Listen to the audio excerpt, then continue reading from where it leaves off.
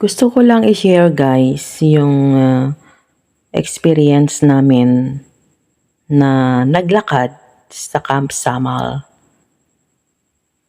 Ayan, kasi nga maluwang po ang Camp Samal. So naglakad po kami pauwi. Ito po yung first day po namin ng paglalakad pauwi po doon sa tinuluyan po namin na hotel. Ayan, masaya namang maglakad actually. Nakaka-enjoy kasi maganda naman ang paligid. Sinadya talaga naming maglakad para makita namin yung dadaanan namin. Parang maglilibot na rin, ganan. Ayan, so yan nga po, kung makikita po ninyo, halos napaligiran po yan ng puno. Marami pong mga puno. Pero ang kagandahan lamang po niyan, lahat po ng daanan ay sementado. Ayan, so walang kahirap-hirap. Kahit napakalayo ang pupuntahan, ang uuwian, okay lang kasi sementado. Ayan. So yan yung mga araw-araw, may mga araw-araw siya kung saan pupunta, itinuturo kung saan banda yung location na pupuntahan. Ayan. So yan po yung paligid. Makikita po ninyo yung paligid. Ayan. So yan yung mga kasama kong mga teachers, ang sipag ding mga naglakad. Ayan. Gusto ko sanang dumaan dito eh. Napakahabang hagdan. Papunta doon sa Bandaron. Siguro maganda rin sa Bandaron, no? Kaya may hagdan na ganon. Tapos kinuhanan ko rin to yung mga puno na may mga bato na puti. Ayan. Tapos doon sa Bandaron, may nakita akong parang, ano ba yun? Parang venue.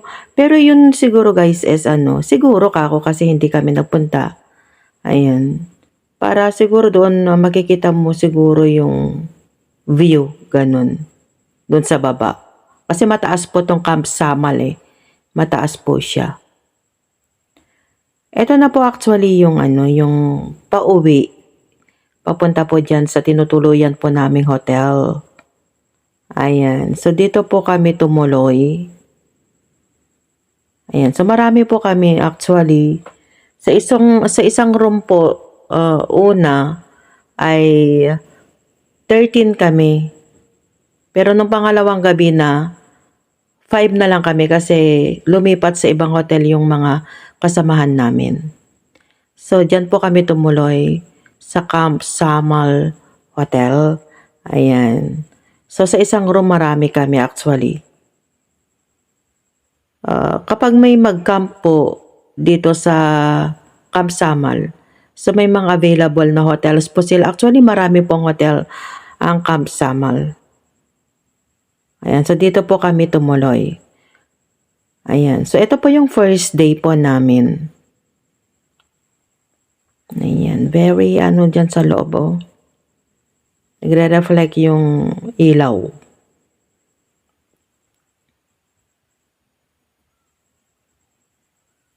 Yan. So actually maraming mga tumuloy po dito.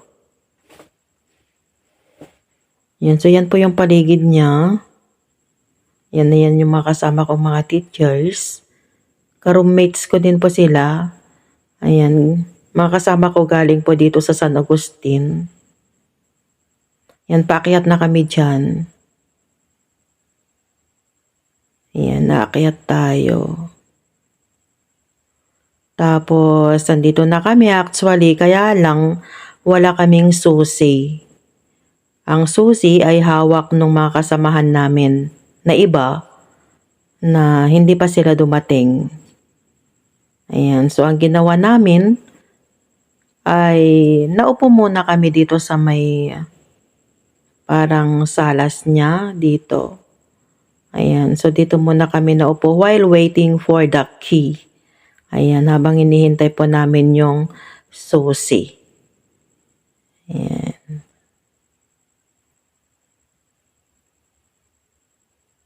So, ganyan lamang po ang aming karanasan. And then, eto naman na po yung second day. Ayan, second day ng paglalakad. Ayan. Gustong-gusto naming maglakad, guys. Kasi nga, maganda nga ang tanawin.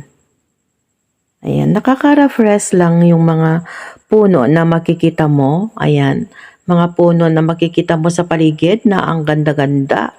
So, yan yung makasamahan ko na mga teachers. Ayan, mga nahihiya pa sila sa cam yata. Ayan, nako naman, napipilitan lang sila. Ayan, hindi sila sanay na nag-vlog. Eh, ang kasama nila is isang vlogger. O, diba guys, ang ganda-ganda. Oh, mahilig din ba kayo sa ganyan, guys? Ako, nature lover talaga ako eh. Kaya, kapag may makita akong mga ganyan, bini-video ko talaga, i-content ko talaga. 'Di ba? Kasi nandito lang tayo sa kabihasnan. Ayan. May mga puno pero hindi kasing ganda ng kapaligiran na ganito. Actually, ganito nga din yung pangarap natin, guys, balang araw. Ecotourism Park. Ayan, ang ganda-ganda, 'di ba? Ayan. So, ganito lang ang gusto kong buhay, guys. Ayan. Simpleng buhay. 'Di ba? Ang saya-saya.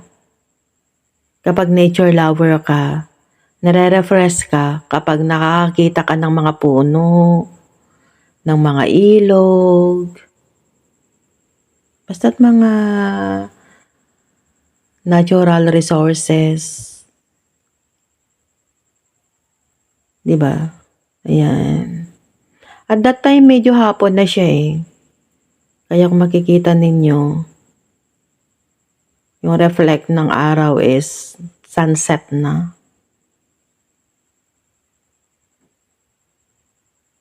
Ayan.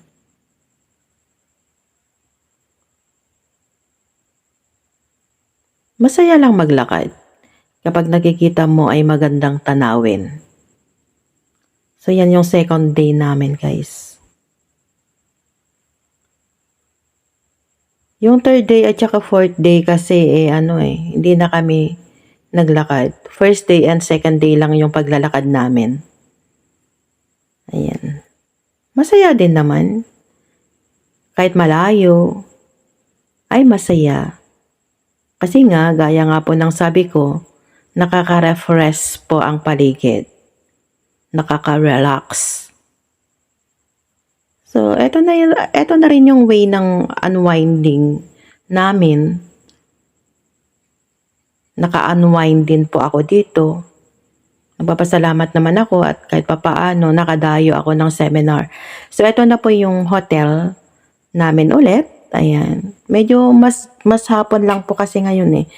Actually, mas gabi na siya na dumating po kami dito sa tinutuluyan po naming hotel. Ayan, mga nakailaw na yung mga kasamahan po namin. Yung time na yan, kami na lang po. Ayan, bali 5 na lang po kami sa isang room.